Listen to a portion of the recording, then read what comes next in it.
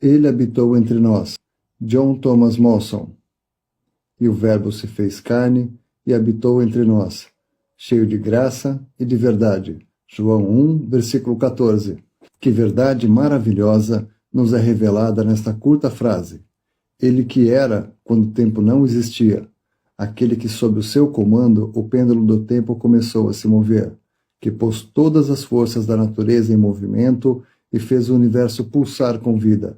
Aquele mesmo que é pessoalmente a expressão exata dos pensamentos infinitos e da glória eterna da divindade. O Verbo sempre existente. Ele se fez carne e habitou entre nós, participando em carne e sangue, para que pudesse chegar perto de nós sem nos assustar. É isso que enche a alma de admiração e adoração daqueles que o receberam. Ele não veio como um rei viria visitar seus súditos em suas cabanas, dirigindo a eles uma palavra gentil e depois seguindo adiante e os esquecendo. Ele habitou entre nós. Não havia indiferença nele. Ele entrou nas circunstâncias da vida. Ele entrou nas alegrias e tristezas dos homens, bem como em suas casas. Ele se aproximou deles, tornou-se infinitamente acessível até mesmo aos mais pobres e aos piores.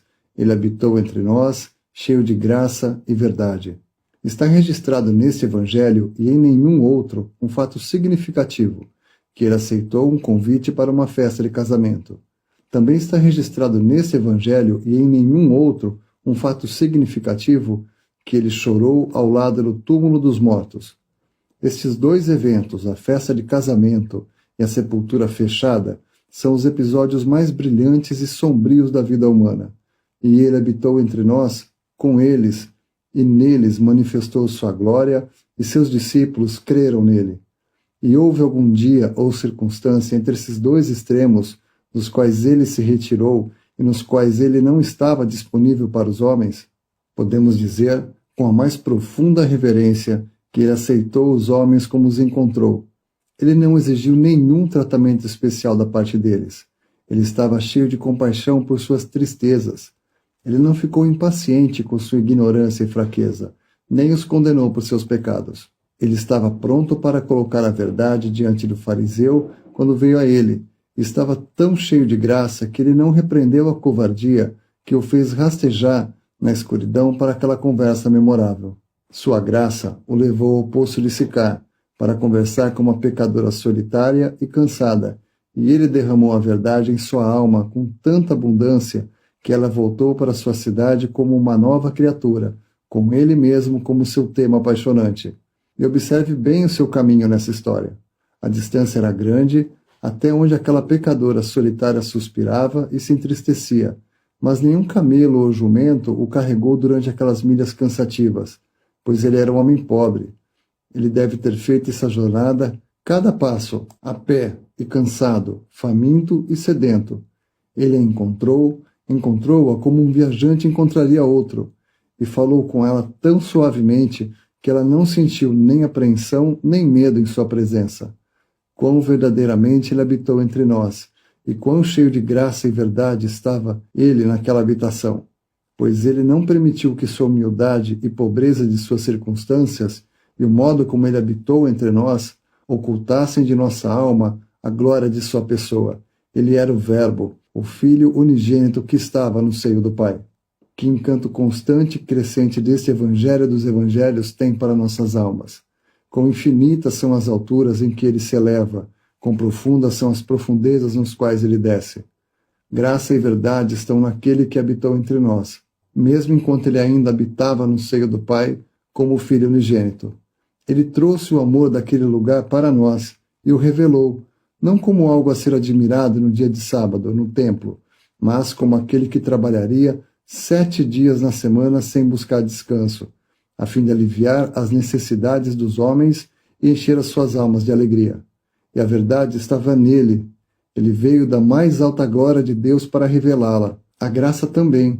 Ele desceu ao mais profundo da nossa necessidade para encontrá-la, e ele preencheu a distância incomensurável entre a altura e a profundidade com a luz de sua própria glória. Não estamos falando aqui do tempo em que ele deixou a habitação dos homens e passou sozinho nas trevas como portador do pecado, o bode expiatório carregando nossa culpa para a terra desabitada, quando, sem um amigo ou consolador, ele, que tinha sido amigo de todos, foi ferido por Deus e abandonado por nós.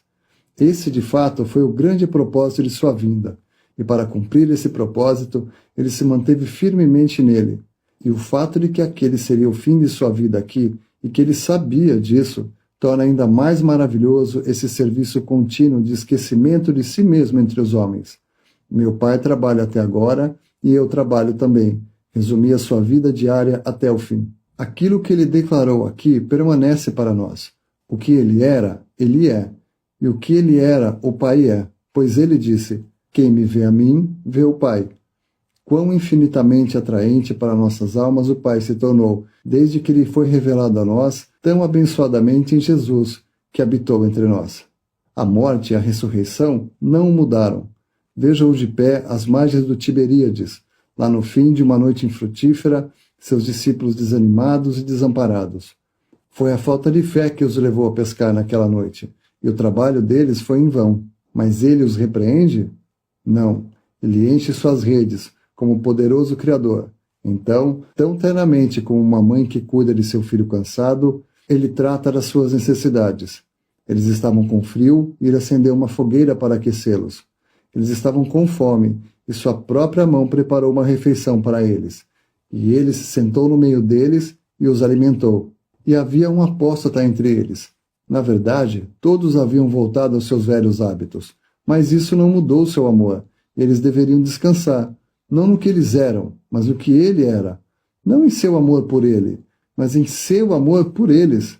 E nós também. Leia João, capítulo 21. Que possamos, com alegria, levar a ele, nosso Salvador, que é tão incomparavelmente abençoado, nosso tributo de louvor. Mais belo do que todos os que nasceram na terra, perfeito em formosura tu és, repletos de graça são os teus lábios, e teu terno coração cheio de amor. Deus sempre abençoado. Nós dobramos os joelhos e possuímos